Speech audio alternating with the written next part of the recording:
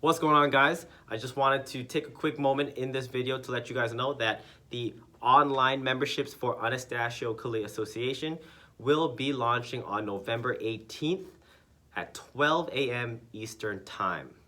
This is going to be what we call the basic access. And so with the basic access, you're going to be eligible to get 2 tutorials that are in-depth with demonstration on topics and concepts that we're going to be teaching here in the Academy during this month. So each month we cover various topics, various concepts, and I'm going to pick 2 of them that resonate the most and that are going to be able to give you the best value out of the 4. And you can train at home with your partner, you can train at your gym, wherever you guys train, and you guys can keep up with our live curriculum here at Union Martial Arts. So the basic access is going to be a very, very small fee, $15 Canadian per month. You guys can set that up on the website. I'll show you guys a quick example later on at another video, but I'm pretty sure you guys can figure that out once you head to that website and when the launch occurs. So regardless if you have experience, if this is your first time, if you watch some of my videos, if you are already training, whether it is in Filipino martial arts or not in Filipino martial arts, you can definitely join Anastacio online memberships. We focus on a high standard of progressive curriculum. So to give you guys a quick example, if the entire topic was 5 fractions, maybe you're somewhere in the middle and you can train from 3 to 5, or maybe the whole thing 1 through 5. But if this is your first time, you can start with 1 to 3. And as the curriculum continues and as you stay subscribed to the basic access, you'll be able to touch base on that in another form, in another drill, or maybe we go back to it, but we add a little bit more. Instead of going from 1 to 5, we go from 1 to 7 now. So I'm very excited for this. It's been a long time coming. I hope you guys are excited as well. If you guys are interested, make sure you guys head to AnastacioKhalid.com. Sign up first. It is a free membership to be a part of it and to be able to access all the other tutorials. And then from there, you can set up your basic access starting on Saturday, November 18th, 12 o'clock Eastern Time. So with that being said, I'll catch you guys soon. Hope you guys enjoy this video. What's going on, guys? In this video, we're going through some more empty hand entries. This time we're doing entries 6, 7, and 8, also known as our shielding entries in the Anastacio curriculum. Now, when it comes to shielding, at the very least, a shield's primary use is to defend yourself.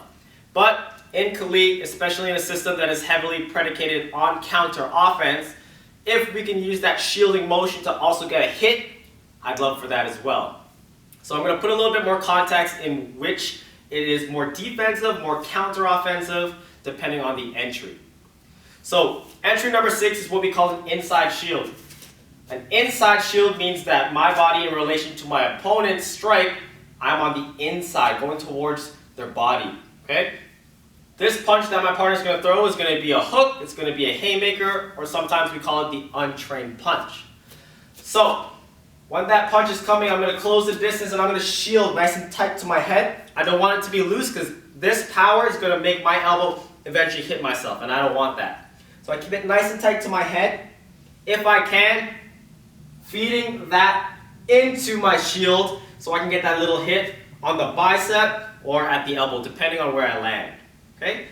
Once I get to this position, I'm going to take that hand, that shield, I'm going to go over to an overhook, and I'm going to shoot straight across my partner's body.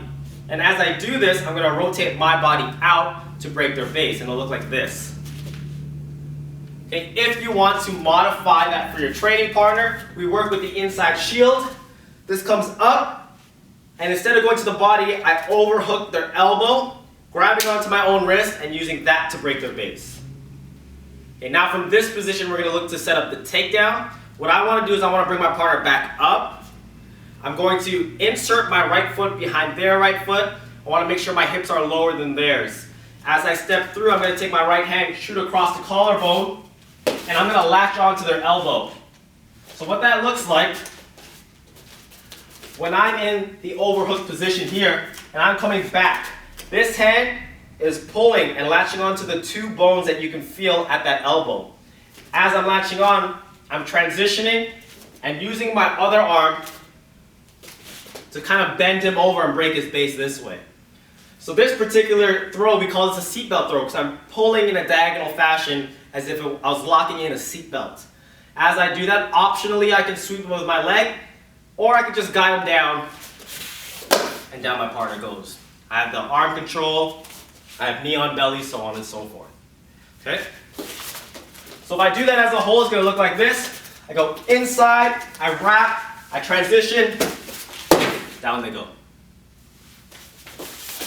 And so this is more of a defensive shield. This is the really aggressive guy or girl throwing that punch at you, and we're looking to brace, and then we're going to look to take the position.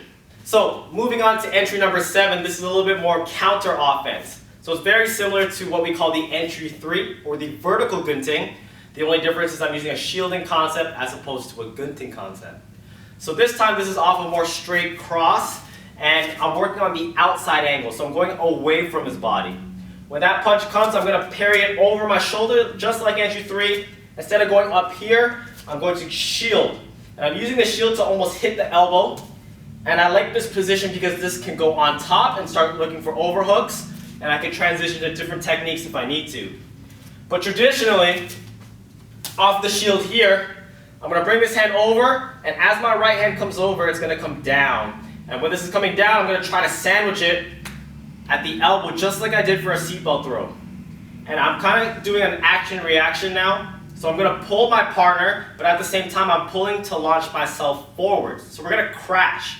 So I'm going to use my shoulder, and I'm going to buckle his base by kind of shrugging him. What I'm envisioning with my right hand that is now overhooked, I'm envisioning that I have a blade, and I'm going to be going straight through. I don't just want to poke him, I want to thrust all the way through.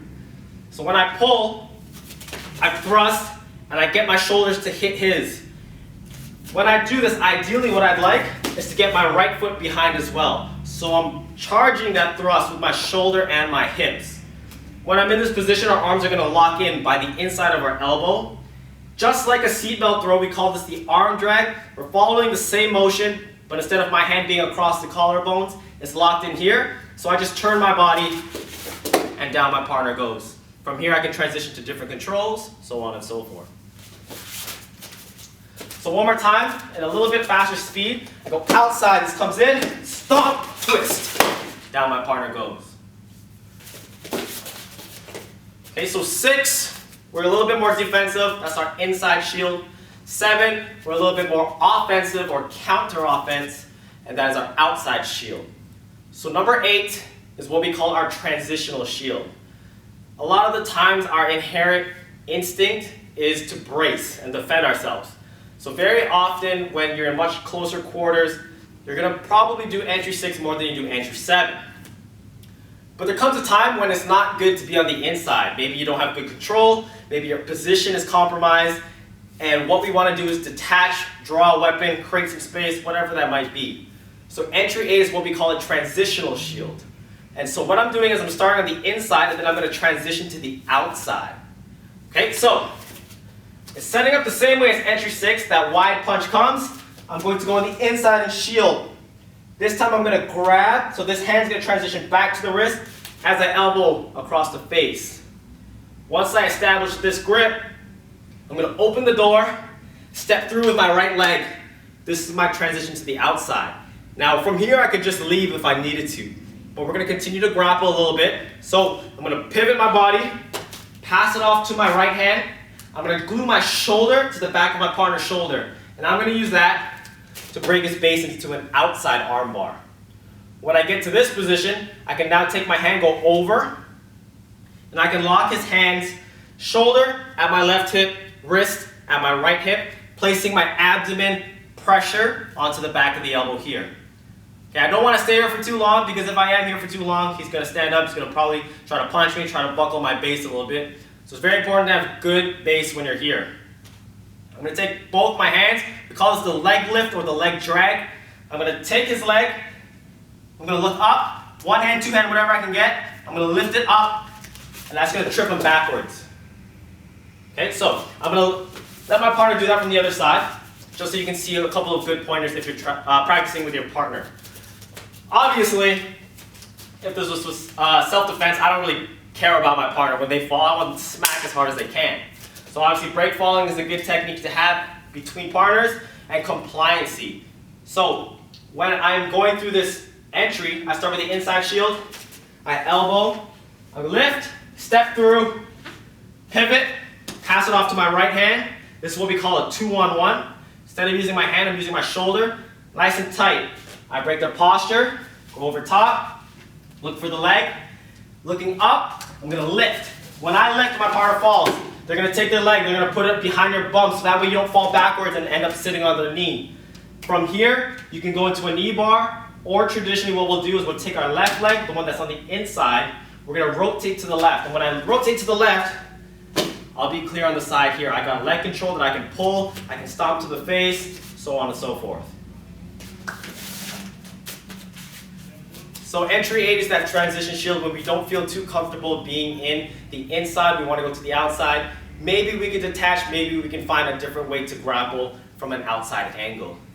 So those are our shielding entries, number 6, 7, and 8. Make sure you guys practice slowly, make sure you work on the small details like I said. And if you are new to this channel, please subscribe if you do enjoy the content, and give this video a thumbs up if you did enjoy it as well. Until next time, catch you guys later.